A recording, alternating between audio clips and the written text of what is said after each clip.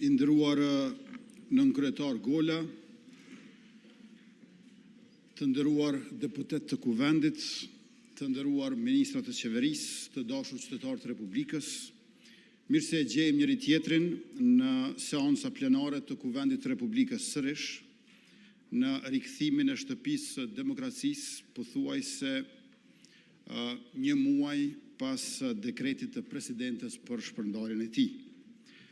Dekreti i lëshuar ishte në shpërputhje me Kushtetutën e Republikës Kosovës dhe ka krijuar një situatë e cila kërkon qartësi, jo konfuzion,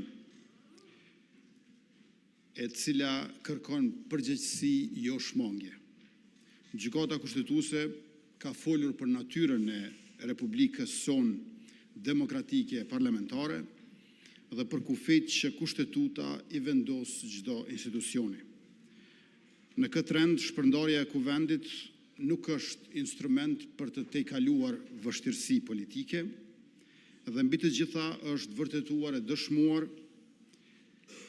edhe nga gjykata kushtetuese tani që presidenti nuk mund të shpërndajë vullnetin e popullit as nën presion të afateve e të paqartësive kushtetuese.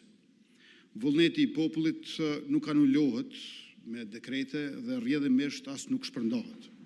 Tani pas qartësimit dhe vërtetimit të kësaj të vërtetë të pamohueshme, sot nuk kemi një boshllëk institucional përpara nesh, por kemi një detyrë të qartë. Kuvendi është funksional dhe i kthehet punës tij. Mandati i deputetëve është i gjallë dhe përgjegjësia ndaj proceseve politikave publike është edhe më e madhe. Afatet kushtetuese janë në rrjedhë, shteti nuk ka ndalur së vepruari dhe nuk ka asnjë arsye që ne ta ndalim atë.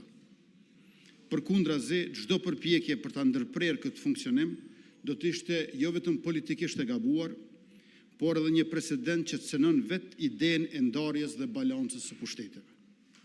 Demokracia nuk mbahet në këmbë e nuk avancon përpara, duke bllokuar punën dhe funksionin e njëra tjetrës, por duke respektuar çdo pushtet tjetër brenda kufive të përcaktuar nga vetë kushtetuta. Kjo nuk është asnjë çështje abstrakte apo debat teorik. Vazhdimi i punës së institucioneve tona është më konkret se kurrë, por njëkohësisht edhe më i nevojshëm se asnjëherë më parë.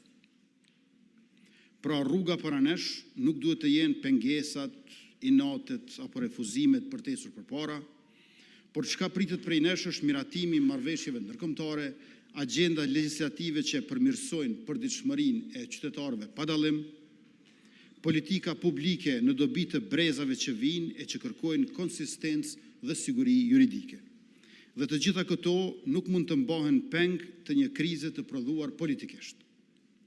Vullneti i popullit është shprehur me 28 dhjetor në zgjedhje të lira e demokratike, tash ne duhet të flasim për vullnetin ton për të shtyer përpara punët e mira për qytetarët.